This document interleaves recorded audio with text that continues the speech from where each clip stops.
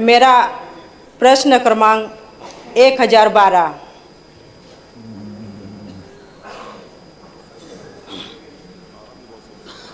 माननीय अध्यक्ष महोदय, उत्तर पटल पर रखा है।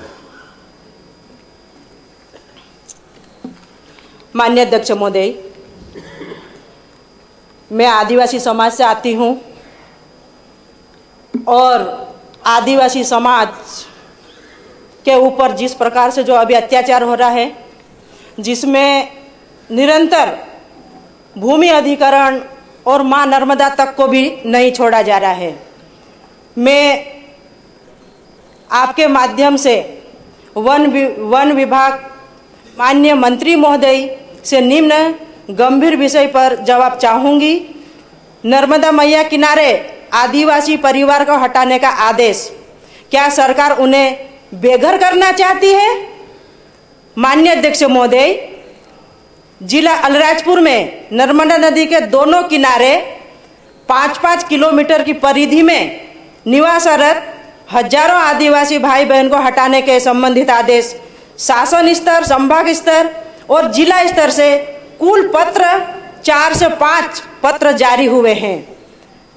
मेरे प्रश्न क्रमांक 1012 के जवाब में सरकार ने उत्तर में स्वयं सरकार ने स्वीकार किया है कि सेना जी एकदम स्पष्ट उत्तर कर लेंगे, 3 मिनट बचे हैं, नहीं तो फिर उत्तर आ नहीं पाएगा, आपका प्रश्न अधूरा रह जाएगा। प्रदेश में नर्मदा नदी के तट पर 5-5 किलोमीटर की दायरे में 13/12/2005 के बाद वन भूमि अवैध अतिक्रमण को हटाने हेतु पत्र दिनांक 21/8/2025 को जारी हुआ है।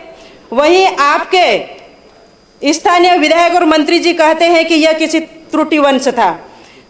मैं सीधा ये पूछना चाहती हूं सरकार से कि जोबट विधानसभा और अलीराजपुर जिले में जितनी भी भूमि अधिग्रहण की जो प्रक्रिया चल रही है, चाहे वो नर्मदा मैया के किनारे हो, चाहे वो आदिवासी के किसानों की खेतों की हो, मैं सरकार से आपके माध्यम से ये मांग करना चाहती हूँ कि भारत सरकार हो या राज्य सरकार, जो प्रोसेस हुई है जमीन छीनने की, धार जिले की हो, बड़वानी जिले की हो, अलीराजपुर जिले की हो, झाबुआ जिले की, आदिवासी समाज की जमीन छीनने की जो प्रक्रिया चल रही है उसे तत्काल निरस्त किया जावे, ताकि हमारा आदिवासी किसान गरीब छोटे टुकड़े में बसता है। सेना जी बैठिए, प्रश्न आ गया। माननीय मंत्री जी।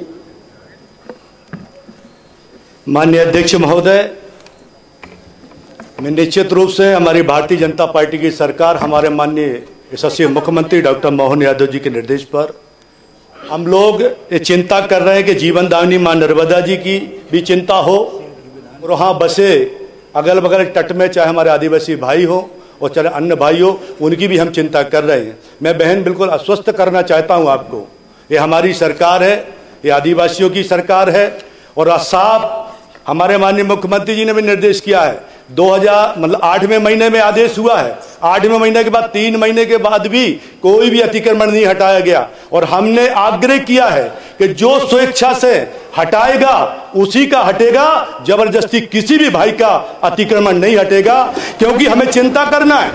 माननीय बहन सदस्य, हमें चिंता करना, जीवन दायिनी नर्मदा के जल के निर्मल तथा प्रभाव को अविरल बना रहे, उसकी भी हमें चिंता करना है। नदी के कटाव को रोकना, जल ग्रहण संरक्षण एवं पर्यावरण संरक्षण की दृष्टि से भी हमें यह काम करना है कि हमारी जीवनदायिनी नर्मदा की भी हम चिंता करें। और आप चिंता मत करिए, हम आश्वस्त करना चाहते हैं कि जबरदस्ती माननीय अध्यक्ष महोदय किसी का भी हम लोग अतिक्रमण नहीं हटाएंगे।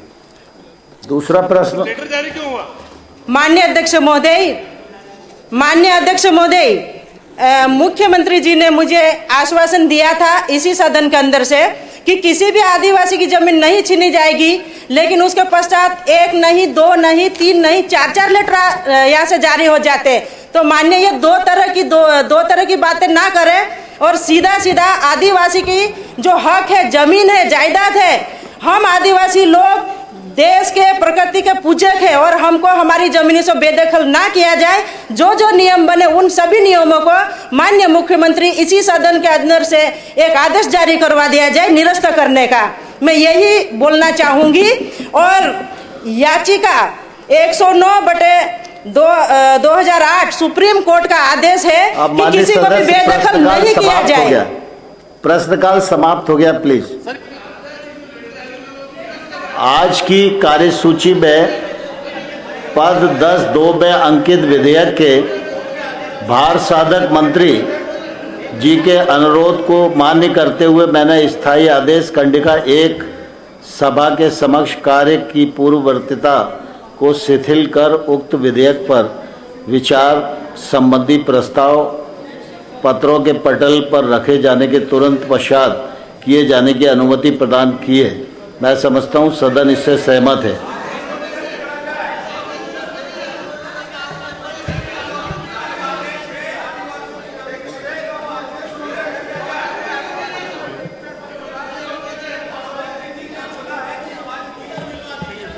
अध्यक्ष महोदय,